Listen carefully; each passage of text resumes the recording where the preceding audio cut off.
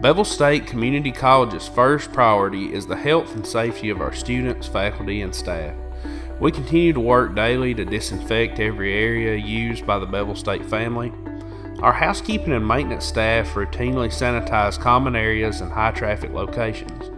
When there is an instance where deep cleaning is necessary, maintenance and housekeeping ensure that area is properly addressed. Bevill State is utilizing modern fogging equipment with cafeteria-safe, non-rinse chemicals to sanitize campus areas. This means that it's safe for all situations. Masks are required on all of our campuses, and social distancing protocols are in place. At Bevill State, we are working together for a safe return and to try to help everyone stay safe and healthy. I'm Randy Stoltz, Director of Facilities and Security.